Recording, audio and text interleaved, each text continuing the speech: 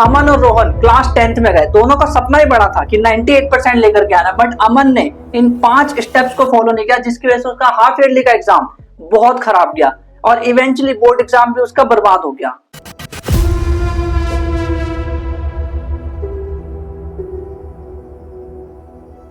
अमन के पास ना पुरानी एनसीईआरटी की बुक रखी हुई थी, जिसकी वजह से उसे पता नहीं था कि सिलेबस क्या है। यानी पहला स्टेप है कि अपनी स्टडी टेबल के सामने आपको जो भी सब्जेक्ट है, चाहे वो मैथ्स से साइंस इंग्लिश कोई सा भी सब्जेक्ट हो, एक पेज पे लिखो सिलेबस। जैसे मैथ्स का सिलेबस है तो उसको सामने लगाओ, इंग्लिश का सामने लगाओ, साइंस का सामने लगाओ, जितने भी मेन में सब्जेक्ट है, टोटल सब्जेक्ट, सभी सब्जेक्ट के सिलेबस आपके स्टडी टेबल के सामने होने चाहिए। और हाँ, इस साल का सिलेबस जैसे सीबीएसई रिलीज करेगी तो आपको इस चैनल पे पता चल जाएगा। बट अगर सिलेबस पता चलने से काम हो जाता तो बात ही क्या थी।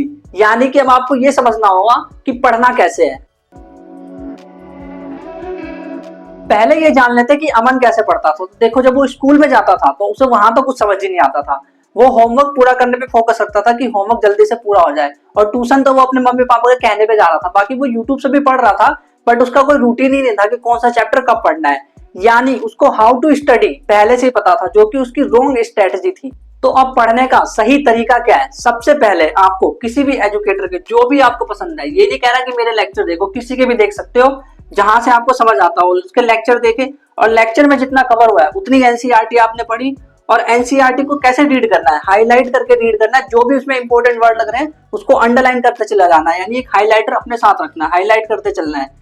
फिर उसके बाद उसी एनसीईआरटी में कुछ एग्जांपल्स के क्वेश्चन दे रखे होंगे, एक्सरसाइज के दे रखे होंगे, और प्रीवियस ईयर क्वेश्चन, जो कि आपको डीपीपी में अगर आप कहीं किसी से बैच ले रखे हो तो, या फिर आपको खुद सर्च करना है गूगल पे, आपको मिल जाएगा, उसको सॉल्व करना है तीसरे स्टेप में। फिर उसके बाद आपको उस चैप्टर का रिवीजन करना है। और रिवीजन कैसे होगा भाई? स्कूल में टेस्ट होता है ना, उससे रिवीजन हो जाएगा, या फिर आप कहीं पे किसी बैच में डीपीपी कर रहे हो या फिर टेस्ट दे रहे हो, वहां पे रिवीजन हो जाएगा। तो ये सारे स्टेप्स अगर आप फॉलो करते हो तो इसको कहते हैं असली पढ़ाई। यही वो एक्चुअल में प्रोसेस है जहां से टॉपर्स निकलते हैं। अब ये सारी की सारी चीजें आपको 2 से 3 साल में नहीं करनी, आपको एक डेडलाइन बनाना है। यानी कि अगर मान लो मैंने सोचा कि मैथ्स का मुझे ये वाला चैप्टर इस दिन को खत्म कर देना है, तो करना ही है। अब डेडलाइन को कैसे सेट करें? डेडलाइन कैसे सेट होगा? तो डेडलाइन सेट होता है चैप्टर्स को टाइम से डिवाइड करने पे। यानी आपके पास मान लो कितने भी चैप्टर है, उसको आप टाइम से डिवाइड करो। फॉर एग्जाम्पल, मान लो मेरे पास 10 चैप्टर है साइंस में, मेरे पास मान लो 10 चैप्टर है जो कि हाफ ईयरली में आने वाले हैं। कोई सा भी एग्जाम हो उसकी हम बात कर लेते हैं। तो उसमें 10 चैप्टर अगर आने वाले हैं तो 10 चैप्टर हम लिखेंगे ऊपर 10 और नीचे टाइम। अब हम ये देखेंगे कि हमारे पास कितना टाइम बचा है। तो यहाँ पे हमारे पास अप्रैल का महीना बचा है, अप्रैल, मई का महीना बचा है, जून बचा है, जुलाई बचा है, और अगस्त बचा है। और सितंबर में तो आपके हाफ ईयरली एग्जाम ही होता है, तो उसको मत जोड़ना। तो सितंबर तो जोड़ेंगे नहीं। तो कितने महीने? 1 2 3 4 5 महीने हो गए।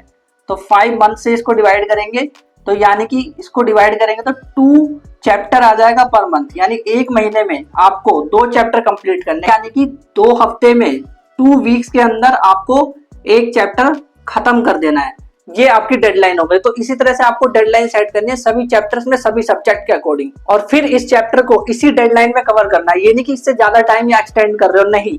जब डेडलाइन है तो इसी डेडलाइन में कवर करना है, चाहे कुछ भी हो जाए। स्टेप 4 एक ऐसा स्टेप की, मान लो अगर आपने इन तीनों स्टेप्स को नहीं भी फॉलो किया और आपने इस अकेले सिंगल स्टेप को फॉलो कर लिया, तो आपके 98% मार्क्स भी आ सकते हैं। और इसमें आपको करना यह है कि हमारे ₹0 प्रीमियम बैच में इनरोल करना है, जिसमें हाउ टू स्टडी वाली, यानी कि लेक्चर, जितने भी लेक्चर्स हैं और एनसीईआरटी, ये सारे के सारा कवर होगा। और एनसीईआरटी के क्वेश्चन जो भी इंपॉर्टेंट है, और प्रीवियस ईयर क्वेश्चंस भी यहाँ तक कि सारे के सारे कवर कराए जाएंगे आपको, और रिवीजन कराया जाएगा डीपीपी के थ्रू, और तो डाउट भी सॉल्व कराया जाएगा, और वो भी 1-on-1 वीडियो कॉल पे। यानी जिस टीचर ने आपको पढ़ाया है वही आकर के आपके वीडियो कॉल पर डाउट सॉल्व करेगा। स्टेप 5 है समर वेकेशन बर्बाद। यानी अप्रैल से हाफ ईयरली के बीच में समर वेकेशंस भी आते हैं, और ये एक ऐसा टाइम होता है जो कि डिसाइड करता है कि आप टॉपर बनोगे या फेलियर। मैं दोबारा बोलूंगा, ये एक ऐसा टाइम होता है जो डिसाइड करता है कि आप टॉपर बनोगे या फेलियर। अब मैं ऐसा क्यों बोल रहा हूँ? क्योंकि अमन, जो कि ऐसा सोचता था कि समर वेकेशन तो होते एंजॉय करने के लिए, यानी जो अप्रैल में उसकी 2-3 घंटे पढ़ने की आदत थी, अब वो भी आदत छूट गई, क्योंकि समर वेकेशन में उसने एंजॉय किया। जैसे सारी पढ़ाई की आदत उसकी छूटने के कारण उसके मार्क्स जब समर वेकेशन खत्म हुआ तो टेस्ट में बहुत कम आए, एंड हाफ ईयरली में कम आने के कारण उसका कॉन्फिडेंस और कम हो गया, और फिर बोर्ड एग्जाम में भी उसके मार्क्स बहुत ही ज्यादा नीचे चले गए। वहीं दूसरी तरफ रोहन, जिसने सोचा, जो अप्रैल में पढ़ाई नहीं करता था ज्यादा देर, बट उसने सोचा समर वेकेशन में अपने आप से कमिटमेंट करी कि मैं डेली 2 घंटा मैथ्स पढ़ूंगा, क्योंकि मैथ्स उसका वीक सब्जेक्ट था, और उसने डेली ऐसा किया और उसका मैथ स्ट्रॉन्ग बनने के कारण और आगे जब उसके हाफ ईयरली में मार्क्स अच्छे आने लगे तो उसका कॉन्फिडेंस बढ़ गया और उसके बोर्ड एग्जाम में बहुत अच्छे मार्क्स आए।